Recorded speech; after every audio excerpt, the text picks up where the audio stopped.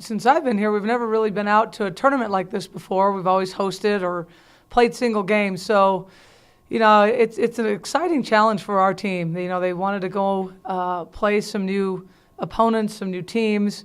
Western Carolina, who we play in the first round, is a bit of a challenge.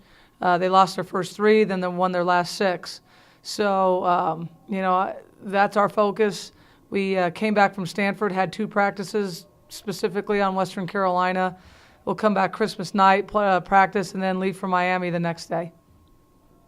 How tough is it to prepare for an opponent that you're not used to? It's just the same. It's watching film, playing tendencies. Where everybody's probably about 9, 10 games in, so you have enough film to watch.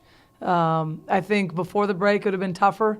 I think our kids were excited to go home and then come back and recharge their batteries and get ready to roll. So they're excited. They were excited to go up to Stanford again. Losing by 30 is tough, but I like the way our kids played. And a lot of teams go up to Stanford and lose by 30. It's one of those, I think, game measurements that you can see where you're at.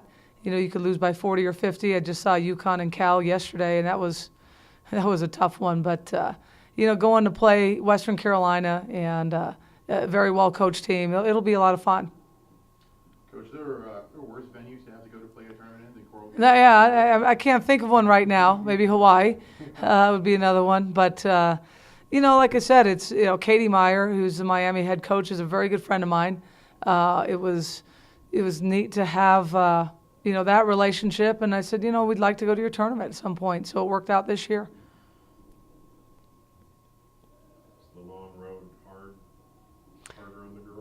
We really don't go on the road, so we'll see. This is probably the longest trip we've taken in quite some time, except for NCAA tournaments when we had to go to Knoxville or Hartford. But, again, I think our kids are excited to go play in a new venue in a new place. A lot of our kids have never been to Miami, so you got to keep them focused on Western Carolina. But, and it is a business trip. We're out there to win. But it's exciting for them to go see other teams and other venues and other places, and quite frankly, realize how fortunate they are that we have the pit. The importance of getting up off the mat after Stanford and just getting back on the court again and getting some good feelings going again with the team. Yeah, it'll be good. Like I said, we watched film the next day that we came back and shot a little bit. If you see the Stanford stats, we were even on a lot of the things except for shooting percentage. And Stanford had layups with Aguma K, and she gets a lot of teams, a lot of layups, unless you can match up with her one-on-one, and we just couldn't. We had 2 really good practices, the 18th and 19th, preparing for Western Carolina. So we felt good about that and felt good about, especially the 19th that morning. We had a great practice. So the kids felt good about leaving. They felt good about, they wanted to go home, obviously.